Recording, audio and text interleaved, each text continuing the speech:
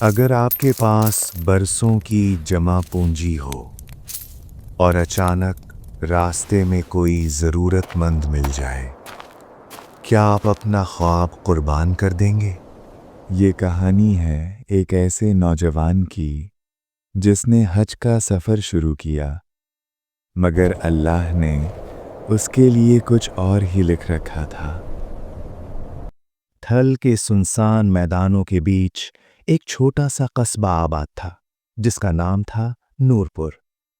مٹی کے گھر، ٹوٹی گلیاں اور شام کو جلنے والے تیل کے چراغ، یہی اس بستی کی پہچان تھی۔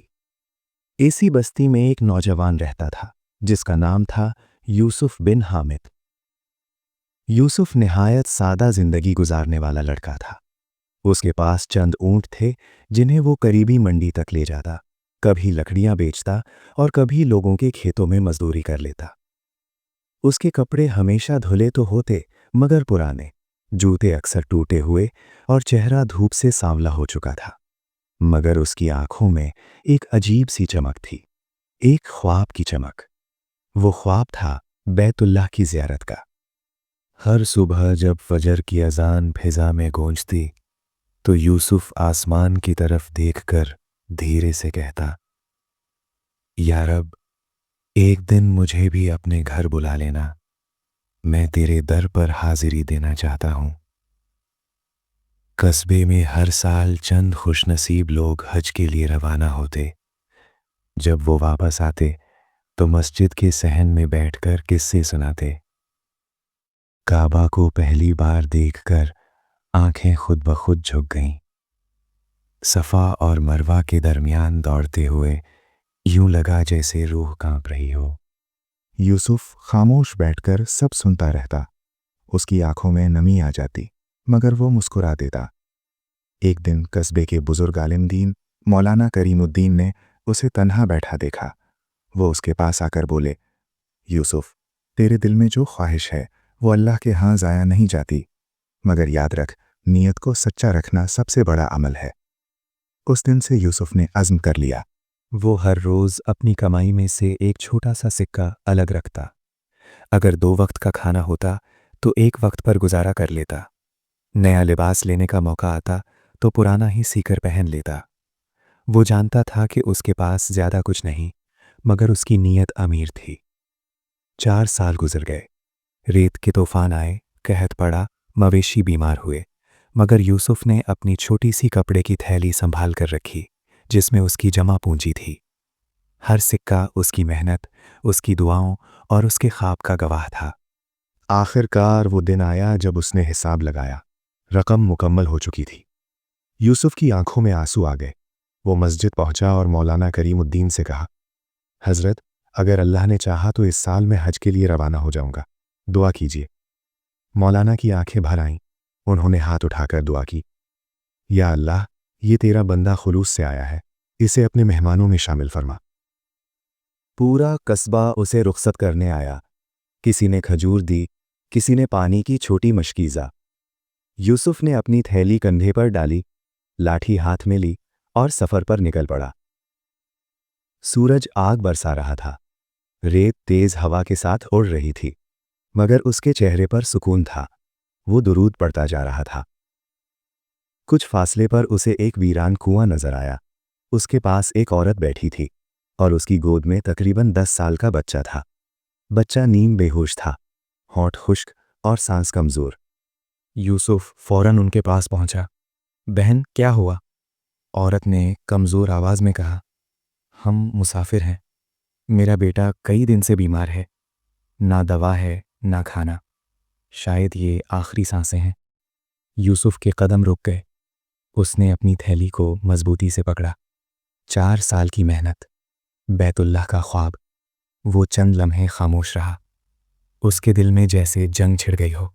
اگر میں سب دے دوں تو میرا سفر ختم ہو جائے گا، مگر اگر نہ دوں تو یہ بچہ شاید مر جائے۔ اس نے آسمان کی طرف دیکھا، پھر بغیر ایک لفظ کہے اس نے اپنی تھیلی کھولی، ساری رقم نکالی اور عورت کے ہاتھ پر رکھ دی۔ اس سے دوا لے لو، کھانا خرید لو، اللہ بڑا کارساز ہے۔ عورت روتی رہی، بیٹا، तुम कहाँ जा रहे थे? यूसुफ ने हल्की मुस्कुराहट से जवाब दिया, मैं अपने रब के घर जा रहा था, मगर शायद उसने मुझे पहले अपने बंदे के पास भेज दिया है।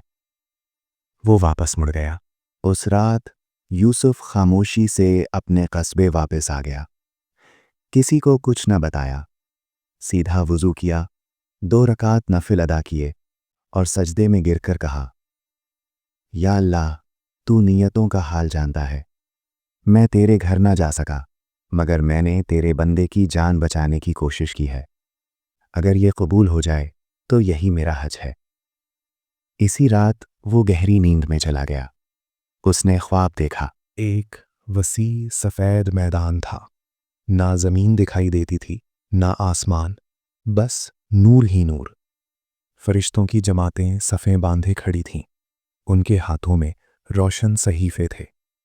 एक बुलंद आवाज़ गूंजी, ये उन लोगों के नाम हैं जिनका हज कबूल हुआ। नाम पुकारे जाने लगे। अचानक यूसुफ ने सुना, यूसुफ बिन हामिद हजे मकबूल। वो चौंक गया। मगर मैं तो गया ही नहीं, उसने खुद से कहा। एक फरिश्ता उसके करीब आया और नर्म लहजे में बोला, तूने अपने सफ़र को अल्लाह के बंदे की जान पर कुर्बान किया। अल्लाह ने तेरे कदमों की नियत को बैतुल्लाह से जोड़ दिया।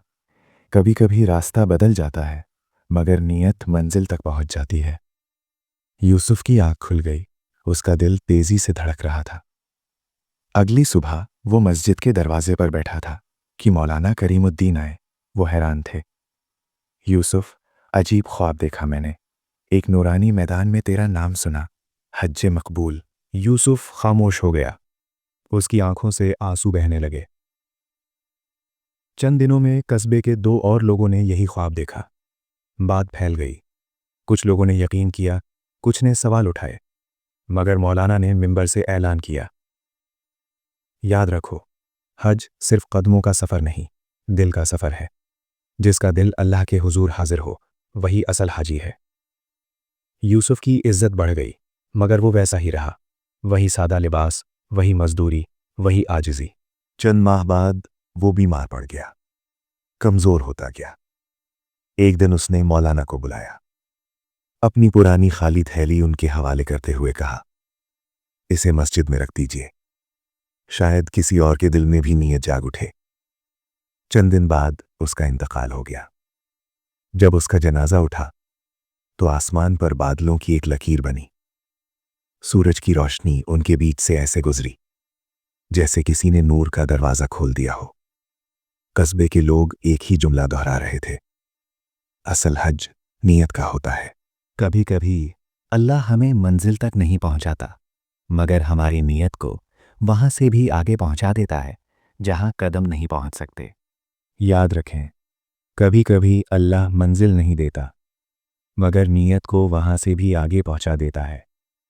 अगर ये कहानी आपके दिल को छू गई हो तो अभी सब्सक्राइब करें, ताकि अगली बार कोई और सबक आपकी ज़िंदगी बदल दे।